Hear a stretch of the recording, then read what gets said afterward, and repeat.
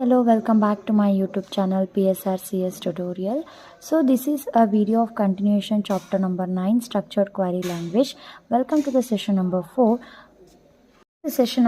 So what are the things we are going to cover is structured query ಲ್ಯಾಂಗ್ವೇಜ್ನ data query language ಬಗ್ಗೆ discuss ಮಾಡ್ತಾ ಹೋಗ್ತೀವಿ.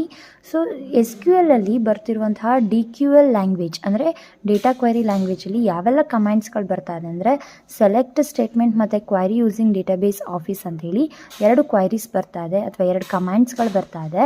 So ಏನು SQL provides efficient mechanism to retrieve data. ಯಾಕೆ ನಾವು DQL ಲ್ಯಾಂಗ್ವೇಜಸನ್ನು ಬಳಸ್ತಾ ಇದ್ದೀವಿ, ಈ ಸೆಲೆಕ್ಟ್ ಸ್ಟೇಟ್ಮೆಂಟನ್ನು ಯಾಕೆ ಯೂಸ್ ಮಾಡ್ತಾ ಇದ್ದೀವಿ, ಕೆಲವೊಂದಿಷ್ಟು ಕ್ವೈರೀಸ್ ಯೂಸಿಂಗ್ ಡೇಟಾಬೇಸ್ ಆಫೀಸ್ನ ಯಾಕೆ ಬಳಸ್ತಾ ಇದ್ದೀವಿ ಅಂದರೆ ಇನ್ಫಾರ್ಮೇಷನನ್ನು ರಿಟ್ರೀವ್ ಮಾಡಲಿಕ್ಕೆ, ಆಲ್ರೆಡಿ ಸ್ಟೋರ್ ಆಗಿರುವಂಥ ಇನ್ಫಾರ್ಮೇಷನ್ನ ಔಟ್ಪುಟ್ಟಲ್ಲಿ ಡಿಸ್ಪ್ಲೇ ಮಾಡಲಿಕ್ಕೆ ಅಥವಾ ರಿಟ್ರೀವ್ ಮಾಡಲಿಕ್ಕೆ ನಾವು ಸೆಲೆಕ್ಟ್ ಸ್ಟೇಟ್ಮೆಂಟನ್ನು ಬಳಸ್ತಾ ಇದ್ದೀವಿ. ಸೊ ಇನ್ಫಾರ್ಮೇಷನ್ ರಿಟ್ರೀವ್ ಮಾಡಲಿಕ್ಕೆ ಬಳಸ್ತಾ ಇರುವಂಥ ಸೆಲೆಕ್ಟ್ ಸ್ಟೇಟ್ಮೆಂಟ್ಗಳನ್ನು ಕ್ವೈರಿ ಸ್ಟೇಟ್ಮೆಂಟ್ಸ್ ಅಂತ ಹೇಳಿ ಕರಿತಾ ಇದ್ದೀವಿ ಅಂತ ಹೇಳ್ತಾ ಇದ್ದಾರೆ.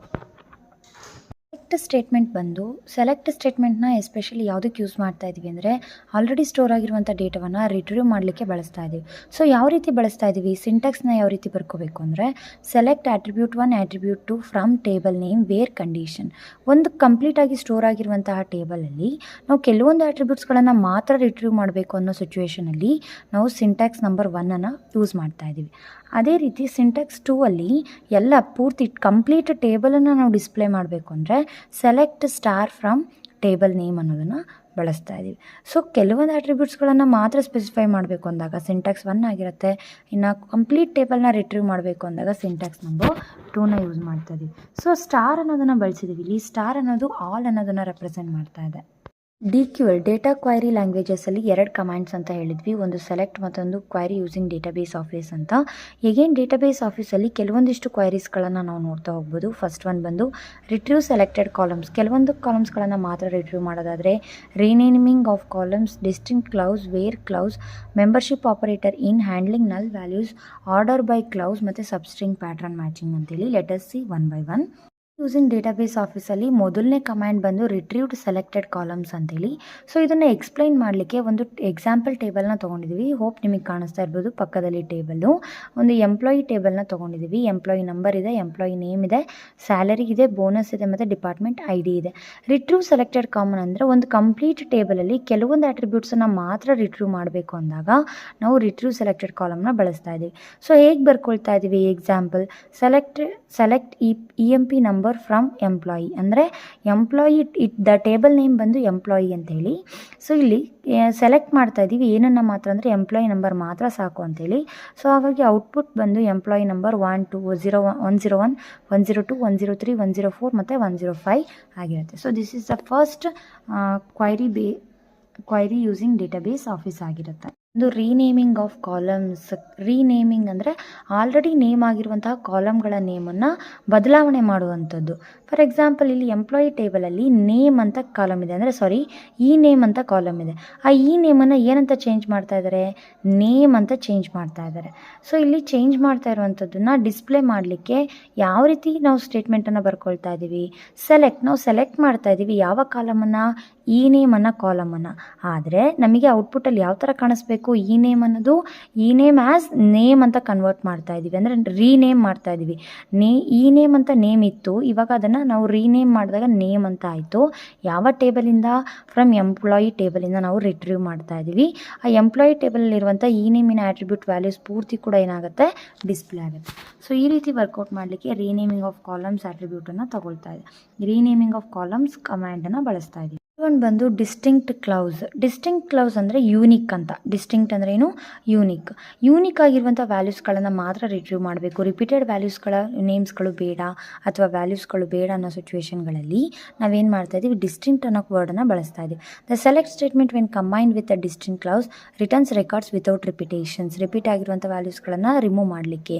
To select unique department number of all the number of all the employees, we had taken distinct as shown below. So ಇಲ್ಲಿ ಏನು ಮಾಡ್ತಾ ಇದ್ದೀವಿ, ಡಿಸ್ಟಿಂಕ್ಟ್ ಅನ್ನೋ ವರ್ಡನ್ನ ಬಳಸ್ಬಿಟ್ಟು ಯೂನಿಕ್ ಆಗಿರೋ ವ್ಯಾಲ್ಯೂಸನ್ನು ಮಾತ್ರ ಡಿಸ್ಪ್ಲೇ ಮಾಡ್ತಾ ಇದ್ದೀವಿ. Select distinct TMP ID from employee ಟೇಬಲಲ್ಲಿರುವಂತಹ ಡಿಪಾರ್ಟ್ಮೆಂಟ್ ಐಡಿಯಲ್ಲಿ ವ್ಯಾಲ್ಯೂಸ್ ಏನಾಗಿದೆ ರಿಪೀಟ್ ಆಗಿದೆ. ಡಿಪಾರ್ಟ್ಮೆಂಟ್ ಐಡಿಯಲ್ಲಿ ರಿಪೀಟ್ ಆಗಿರುವಂಥ ವ್ಯಾಲ್ಯೂಸ್ಗಳ ನೇಮನ್ನು ಬಿಟ್ಟು ಯೂನಿಕ್ ಆಗಿರುವಂಥ ನೇಮ್ಸ್ಗಳನ್ನು ಮಾತ್ರ ರಿಟ್ರೀವ್ ಮಾಡಬೇಕು ಅಂತೇಳಿ ಈ ಒಂದು ಸ್ಟೇಟ್ಮೆಂಟನ್ನು ನಾವು ಏನು ಮಾಡಿದ್ದೀವಿ, ಬರ್ಕೊಂಡಿದ್ದೀವಿ.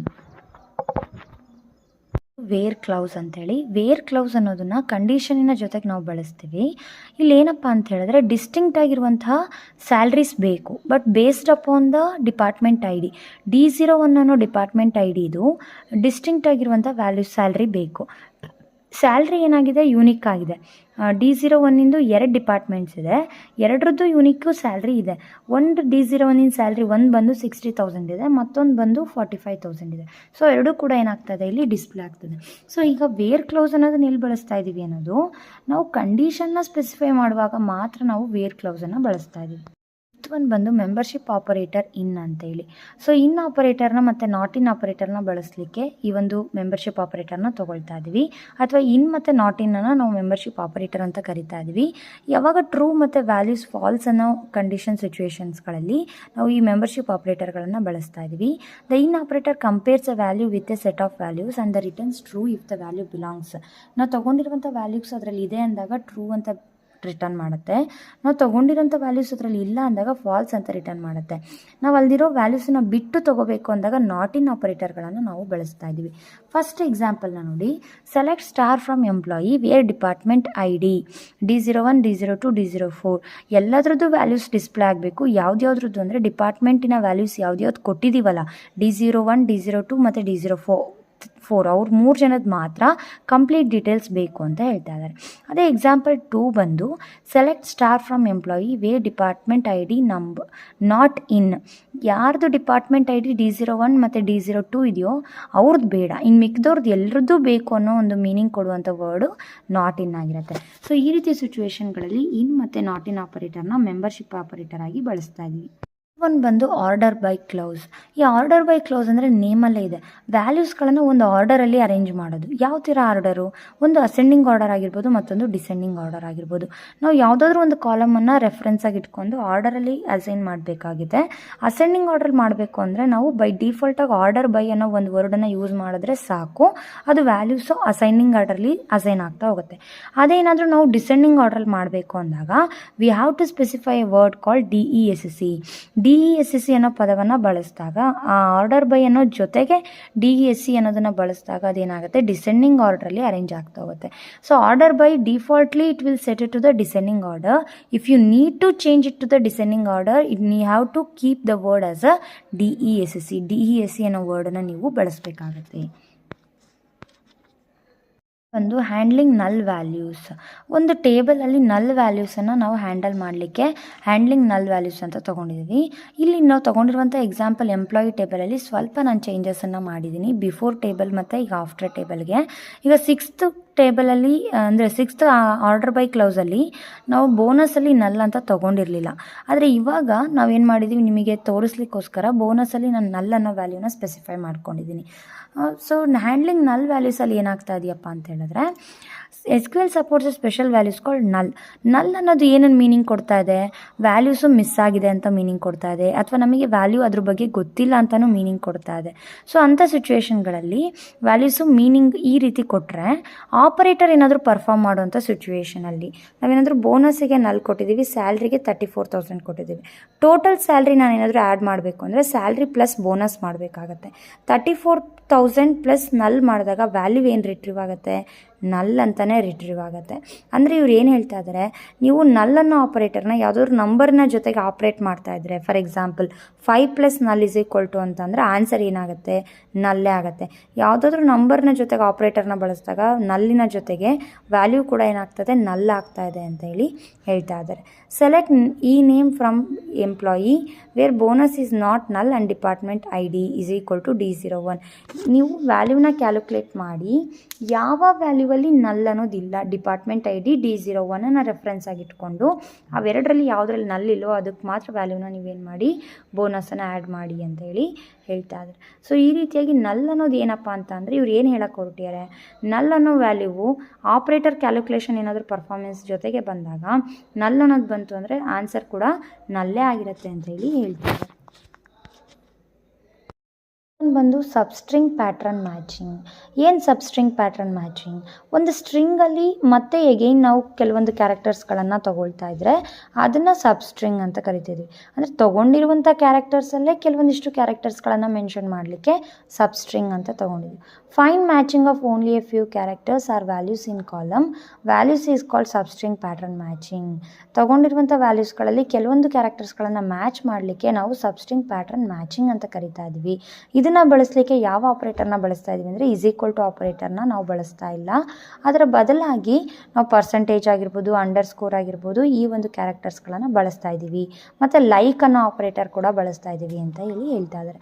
ಸೊ ಇದನ್ನು ಸ್ಪೆಸಿಫೈ ಮಾಡಲಿಕ್ಕೆ ವೇರ್ ಕ್ಲೌಸಿನ ಜೊತೆಗೆ ನಾವು ಅಂಡರ್ಸ್ಕೋರ್ ಆಗಿರ್ಬೋದು ಅಥವಾ ಪರ್ಸೆಂಟೇಜ್ ಆಗಿರ್ಬೋದು ಇವೆರಡು ವೈಲ್ಡ್ ಕಾರ್ಡ್ ಕ್ಯಾರೆಕ್ಟರ್ಸ್ಗಳನ್ನು ಬಳಸ್ತಾ ಇದ್ದೀವಿ. ಈ ಪರ್ಸೆಂಟೇಜ್ ಮತ್ತು ಅಂಡರ್ಸ್ಕೋರ್ನ ವೈಲ್ಡ್ ಕಾರ್ಡ್ ಅಂತ ಕರಿತಾ ಇದ್ದಾರೆ. ಯಾಕೆ ವೈಲ್ಡ್ ಕಾರ್ಡ್ ಅಂದರೆ ಸ್ಟ್ರಿಂಗಿನ ಮಿಡಲಲ್ಲಿ ಬರ್ತಾ ಇರುವಂಥದ್ದು. It may be starting of the string or it may be ending of the string. ಸ್ಟ್ರಿಂಗಿನ ಯಾವುದೋ ಒಂದು ಮಿಡಲ್ ಪಾರ್ಟಲ್ಲಿ ಬರ್ತಾ ಇರೋದ್ರಿಂದ ನಾವು ಮಿಡಲ್ ಪಾರ್ಟಲ್ಲಿ ಯೂಸ್ ಮಾಡ್ತಿರುವಂಥ ಕ್ಯಾರೆಕ್ಟರ್ಸ್ಗಳನ್ನು ಬಳಸ್ತಾ ಇರೋದ್ರಿಂದ ನಾವಿಲ್ಲಿ ವೈಲ್ಡ್ ಕಾರ್ಡ್ ಕ್ಯಾರೆಕ್ಟರ್ಸ್ ಅಂತ ಕರಿತಾ ಇದ್ದೀವಿ. ಪರ್ಸೆಂಟೇಜ್ ಮತ್ತು ಅಂಡರ್ಸ್ಕೋರ್ ಎರಡು ಕ್ಯಾರೆಕ್ಟರ್ಗಳನ್ನು ಬಳಸ್ತಿದ್ವಿ. Percentage use to represent 0, 1 or multiple characters. Underscore represent exactly a single character. Exact ಇದೇ ಕ್ಯಾರೆಕ್ಟರ್ ಬೇಕು ಅಂತ ಹೇಳಬೇಕು ಅಂದಾಗ ಅಂಡರ್ಸ್ಕೋರ್ನ ಬಳಸ್ತಾ ಇದ್ದೀವಿ. ಪರ್ಸೆಂಟೇಜ್ ಅಂತಂದರೆ ಮೊದಲನೇ ಕ್ಯಾರೆಕ್ಟರ್ ಇದಾಗಿರ್ಬೋದು, ನೆಕ್ಸ್ಟ್ ಬರೋಂಥ ಕ್ಯಾರೆಕ್ಟರ್ಸ್ ಯಾವುದಾದ್ರೂ ಓಕೆ, ಬಟ್ ಫಸ್ಟ್ ಕ್ಯಾರೆಕ್ಟರ್ ಇದಾಗಿರಬೇಕು ಅಂತ ಸ್ಪೆಸಿಫೈ ಮಾಡಲಿಕ್ಕೆ ನಾವು ಪರ್ಸೆಂಟೇಜನ್ನು ಬಳಸ್ತಾ ಇದ್ದೀವಿ. ಫಾರ್ ಎಕ್ಸಾಂಪಲ್ 1 ಬಂದು select star from employee where E name like ಕೆಯಿಂದ ಸ್ಟಾರ್ಟ್ ಆಗುವಂಥ ಲೆಟರ್ ಯಾವುದಾದ್ರೂ ನೇಮ್ಸ್ ಇದ್ದರೆ ಈ ನೇಮ್ ಅನ್ನೋ ಆಟ್ರಿಬ್ಯೂಟಲ್ಲಿ ಅದನ್ನು ಡಿಸ್ಪ್ಲೇ ಮಾಡಿರಿ ಅಂತ ಹೇಳ್ತಾ ಇದ್ದಾರೆ. ಸೊ ಆ ರೀತಿ ರೆಪ್ರೆಸೆಂಟ್ ಮಾಡಲಿಕ್ಕೆ ಪರ್ಸೆಂಟೇಜ್ ಅಂತ ತೊಗೊಂಡಿದ್ದೀವಿ. ಇನ್ನು select star from employee where E name like underscore AL. Underscore ಮೊದಲು ಕ್ಯಾರೆಕ್ಟರ್ A ಆಗಿರಬೇಕು, ನಂತರ ಕ್ಯಾರೆಕ್ಟರ್ L ಆಗಿರಬೇಕು. ಸೊ ಎಕ್ಸಾಕ್ಟ್ ಅದೇ ಆಗಿರಬೇಕು. A ಆದಮೇಲೆ ಯಾವುದಾದ್ರೂ ಅಂತ ಅಲ್ಲ, ಯಾವಾಗ ಅಂಡರ್ಸ್ಕೋರನ್ನು ಬಳಸಿದಾಗ. AL ಮಧ್ಯದಲ್ಲಿ ಫಸ್ಟ್ ಕ್ಯಾರೆಕ್ಟರ್ ಯಾವುದಾದ್ರೂ ಓಕೆ, ನೆಕ್ಸ್ಟ್ ಬರುವಂಥ ಕ್ಯಾರೆಕ್ಟರ್ಸ್ A ಮತ್ತು L ಆಗಿರಬೇಕು. ಆ ಥರ ನೇಮ್ಸ್ ಯಾವುದಾದ್ರು ಇದ್ದರೆ ಸ್ಪೆಸಿಫೈ ಮಾಡಿ ಅಂತ ಅಂದಾಗ ನಮಗೆ ಆಲಿಯಾ ಅನ್ನೋ ಒಂದು ನೇಮ್ ಇದೆ, ಹಾಗಾಗಿ ಅದನ್ನು ಡಿಸ್ಪ್ಲೇ ಮಾಡ್ತಾ ಇದ್ದಾರೆ.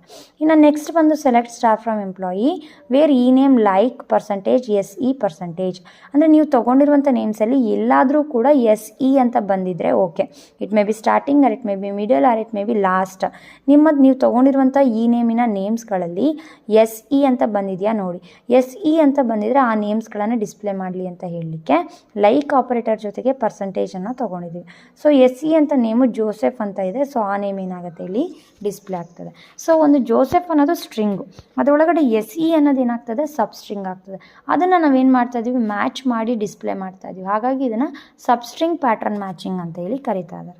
ಇಷ್ಟಾಗಿತ್ತು ಡೇಟಾ ಕ್ವೈರಿ ಲ್ಯಾಂಗ್ವೇಜಿನ 2 ಕಮಾಂಡ್ಸ್, ಸೆಲೆಕ್ಟ್ ಕಮಾಂಡ್ ಮತ್ತು database office queries. Database office ಕ್ವೈರೀಸಲ್ಲಿ 8 ಕಮಾಂಡ್ಸ್ಗಳನ್ನು ನಾವು ಡಿಸ್ಕಸ್ ಮಾಡಿದ್ವಿ. ಐ ಹೋಪ್ ಇದೊಂದು session number 4 complete session video ನಿಮಗೆ ಹೆಲ್ಪ್ಫುಲ್ ಆಗಿದೆ, ಅರ್ಥ ಆಗಿದೆ ಅಂತ ಭಾವಿಸ್ತಾ ಇನ್ನೂ ಹೆಚ್ಚಿನ ವಿಡಿಯೋಗಾಗಿ ಪ್ಲೀಸ್ ಒಂದು ಲೈಕ್ ಮಾಡಿ, ಕಮೆಂಟ್ ಮಾಡಿ, ಸಬ್ಸ್ಕ್ರೈಬ್ ಮಾಡಿ, ಶೇರ್ ಮಾಡಿ ಅಂತ ಹೇಳ್ತಾ ಥ್ಯಾಂಕ್ಸ್ ಫಾರ್ ವಾಚಿಂಗ್.